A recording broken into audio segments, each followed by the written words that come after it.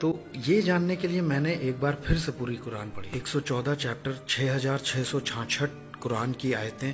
और जब मैंने उन्हें पढ़ा तो प्रॉफेट मोहम्मद का नाम मैंने कुरान में सिर्फ 4 जगह पाया, लेकिन यीशु मसीह का नाम 25 जगह। इस बात से मैं थोड़ा सा कंफ्यूज हुआ कि कुरान यीशु को ज्यादा तवज्जो क्यों देती है। और दूसरी बात, मुझे कुरान में किसी औरत का नाम दिखाई नहीं दिया, ना प्रॉफेट मोहम्मद की माँ का नाम, ना उनकी वाइफ का, ना उनकी बच्चियों का नाम। कुरान में सिर्फ एक औरत का नाम है, वो है मरियम, यीशु की माँ, और किसी औरत का नाम ही नहीं है। पाक कुरान चैप्टर 3 में चैप्टर का नाम है मरियम का खानदान, और पाक कुरान चैप्टर 19 में चैप्टर का नाम ही है मरियम। एक पूरा चैप्टर ही है मरियम। तो मुझे ये जानने की बड़ी इच्छा थी कि कुरान ये सब क्यों कहती है। मरियम के बारे में पाक कुरान चैप्टर 3:34 से आगे कहती है कि मरियम बिना किसी पाप के पैदा हुई और उसने कभी कोई पाप नहीं किया अपनी जिंदगी में, और वो हमेशा वर्जिन थी। कुरान चैप्टर 50 आयत 23 कहती है कि वो फिजिकल बॉडी के साथ जन्नत चली गई, ऐसा कुरान में लिखा हुआ है। और फिर यीशु के बारे में चैप्टर 3:45 से 55 आयतों में वहाँ 10 पॉइंट्स हैं जो यीशु के बारे में कुरान कहती है। पहली चीज जो कुरान कहती है कलिमतुल्लाह, जिसका अरबी में मतलब है खुदा का कलाम, और दूसरी रूह अल्लाह यानी खुदा की रूह, और तीसरा है ईसल मसीह यानी जीसस क्राइस्ट।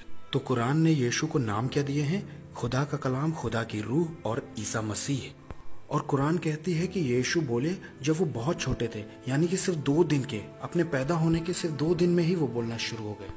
कुरान कहती है यीशु ने एक जिंदा चिड़िया बना दी मिट्टी से। उसने मिट्टी ली, चिड़िया बनाई और उसमें फूका और वो जिंदा चिड़िया बन गई। तो मैंने सोचा ये जिंदगी देने की कुव्वत रखता है, उसने मिट्टी में जान डाल दी, मिट्टी में। और आगे कुरान कहती है कि उसने जन्म के अंधे को ठीक किया, उसने कोढ़ी को ठीक किया, और ऐसी बहुत सी बातें। और आगे कुरान कहती जाती है कि उन्होंने मुर्दों को जिंदा किया, वो जन्नत चले गए, वो आज भी जिंदा है और दोबारा आएंगे।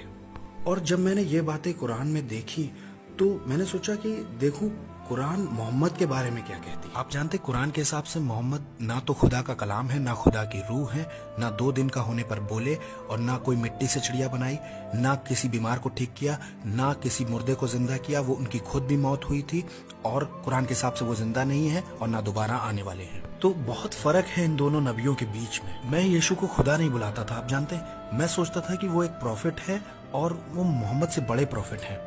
तो एक दिन मैं अपने एक टीचर के पास गया जिन्होंने 10 साल मुझे अरबिक कॉलेज में पढ़ाया था। मैंने उनसे पूछा, टीचर ये बताइए कि खुदा ने दुनिया कैसे बनाई? उन्होंने कहा खुदा ने कलाम से दुनिया बनाई, कलाम के वसीले से।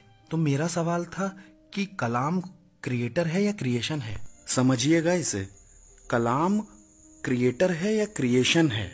कुरान कहती है यीशु खुदा का कलाम है।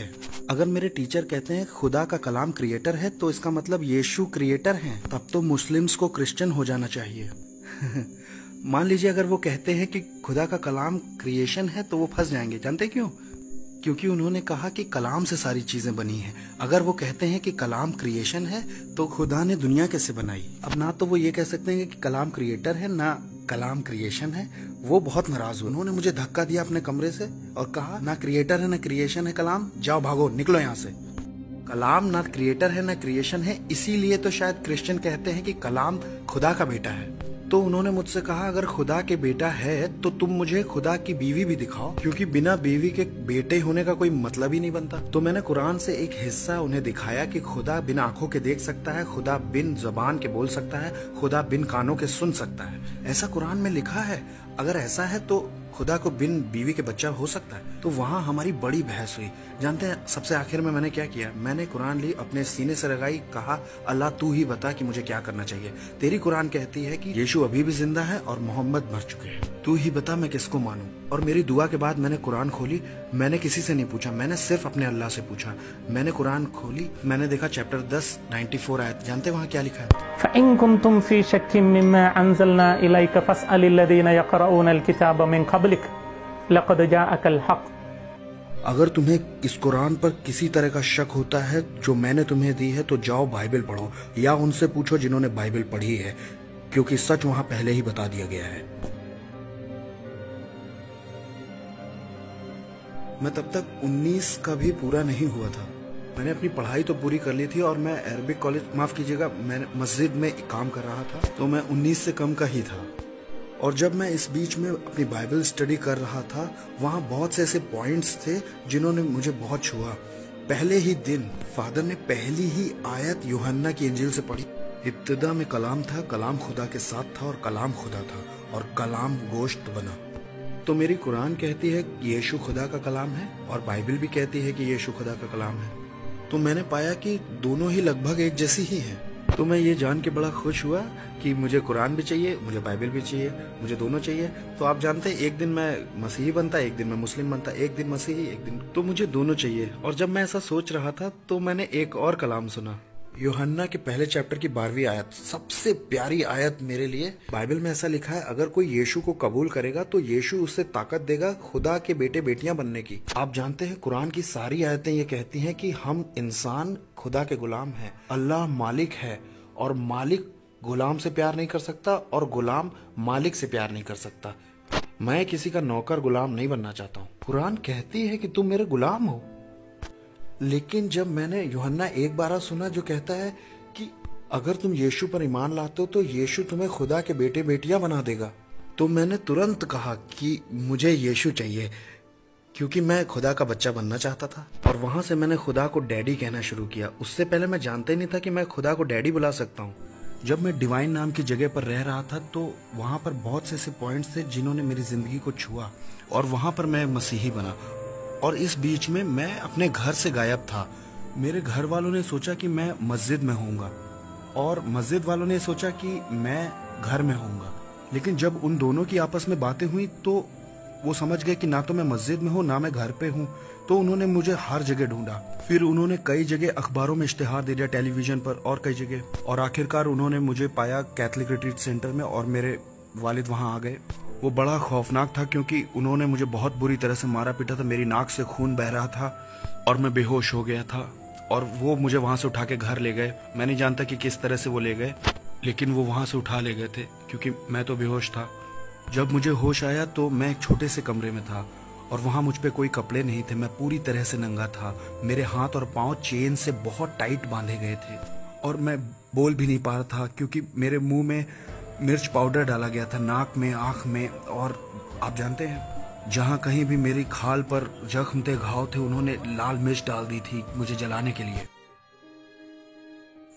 और भी उन्होंने बहुत कुछ किया क्योंकि ये कुरान में लगभग 18 जगह दिया है कि आपको एक नॉन बिलीव, कुछ जगह ये भी दिया है कि उसे मार दो जो इस्लाम छोड़ता है।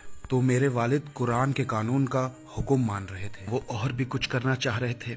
उन्होंने कई दिन तक मुझे खाना नहीं दिया, पानी नहीं दिया। मैं पूरी तरह से सूख गया था और मैंने अपने फटे हुए होंठ से थोड़ा सा खून चाटने की कोशिश की गले को गीला करने के लिए। तब मेरा भाई आया और उसने मेरे मुंह के अंदर पेशाब कर दिया। उसने कहा, यही तुम्हारी सजा है मसीह में ईमान लाने के लिए। और कई दिन के बाद मेरा पेट खाना और पानी ना मिलने से पूरी तरह से खराब हो चुका था। मेरा जिस्म पूरी तरह से कमजोर हो गया था और मैं बिल्कुल हड्डी की तरह हो गया और आखिर में मेरी याददाश्त भी पूरी तरह से चली गई। मैं कुछ सोच भी नहीं सकता था क्योंकि खाना पानी नहीं था। मैं बिल्कुल मरे हुए आदमी जैसा था। मैं नहीं जानता कितने दिन, शायद 20 दिन मैं उस कमरे में था। एक दिन मेरे वालिद वहाँ आए उस कमरे में और उन्होंने मेरी चेन खोल दी और मैं उस समय उठा हुआ नहीं था। उन्होंने मेरी गर्दन दबाई बहुत कस के, ये जानने के लिए कि मेरे शरीर में जान है कि नहीं। तो जब उन्होंने मेरी गर्दन दबाई मैं सांस नहीं ले पाया और मैं उनके हाथ में एक बड़ी चाकू देख सकता था। उन्होंने मुझसे कहा कि ये तुम्हारा आखिरी समय है, तुम्हारे लिए कोई उम्मीद नहीं। उन्होंने कहा, अगर तुम्हें अल्लाह चाहिए तो मैं तुम्हें जीने दूंगा, अगर तुम्हें यीशु चाहिए तो मैं तुम्हें मार दूंगा। मैं बताऊं, आप जानते हैं, जब मैं अपनी माँ की कोख में था तो सबने कहा ये मर जाएगा, लेकिन वो मुझसे प्यार करते थे इतना कि मेरे लिए दुआ कर रहे थे कि मुझे जिंदगी मिले। लेकिन अब वो मुझे मारना चाहते हैं तो मैं नहीं जानता। और मैं अपने वालिद को अच्छी तरह से जानता हूँ, वो मुझे मार देंगे। तो जब मैं ये समझ गया कि ये मेरी मौत का आखिरी लम्हा है तो मैंने सोचा कि यीशु भी तो मर गए लेकिन दोबारा जिंदा हुए। अगर मैं यीशु पे यकीन करता हूँ, मरता हूँ, तो मैं भी जिंदगी पा सकता हूँ। आप जानते, एक तरह की खुशी थी कि यीशु में मरना अच्छा है। जब मैंने ऐसा फैसला लिया तो एक तरह की रोशनी मेरे माथे पर लगी, जैसे चांद की रोशनी कुछ मेरे सिर में लगा और एक तरह का बिजली का झटका जैसा मुझे लगा और कुछ मेरे अंदर इतनी ताकत आ गई। आप जानते, कहीं से मेरे शरीर के अंदर इतनी जान आ गई कि मैं खुद को कंट्रोल नहीं कर पा रहा था। इतनी ताकत थी मेरे हड्डियों में। मैंने अपने वालिद का हाथ नीचे खींचा और जोर से चिल्लाया, यीशु। और जब मैं चिल्लाया तो वो जमीन पर गिर पड़े, और जब वो गिरे तो उनके हाथ में जो चाकू था वो उनके छाती पे लगा और एक बड़ा जख्म हो गया, और वहां से बहुत खून निकलने लगा, और एक तरह का झाग उनके मुंह से निकलने लगा, और वो बहुत तेज चिल्लाए, और सब एक तरह के शौक में थे। मेरा भाई हो, माँ और बहनें, उनको नहीं मालूम था क्या हो रहा है। उन्होंने सोचा मेरे बाप मर गए हैं। सब उन्हें उठा करके हॉस्पिटल की तरफ भागे, और जब वो जा रहे थे तो उन्होंने बाहर से मेरा रूम लॉक करना भूल गए। और मेरे अंदर जो ताकत थी मैं आपको बता नहीं सकता हूँ, क्योंकि मैं तो बिल्कुल हड्डी की तरह हो गया था। कोई खाना नहीं, बहुत दिन से, 20 दिन से ज्यादा हड्डी तो हो गया था, लेकिन बहुत एनर्जी थी। तो मैं तुरंत बाहर आया, मैंने अपने वालिद के कपड़े पहने, टैक्सी स्टैंड तक आया टैक्सी लेने के लिए, और सीधा वहां से भाग गया। रास्ते में जो आदमी टैक्सी चला रहा था वो एक क्रिश्चियन था।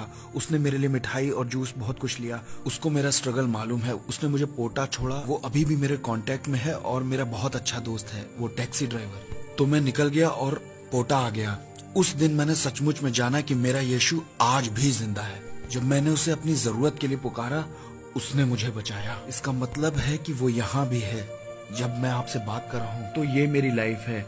हर कहीं मैं जानता हूँ कि वो मौजूद है, क्योंकि मेरे कन्वर्जन के 18 साल हो गए हैं। मैंने कभी नहीं सोचा था कि मुस्लिम मुझे जीने देंगे 18 साल तक। और मैंने मिडिल ईस्ट में भी प्रीच किया है। वहाँ अरब आए थे और कुछ भी नहीं हुआ। तो इसका मतलब है यीशु जिंदा है और मुझे बचा रहे हैं।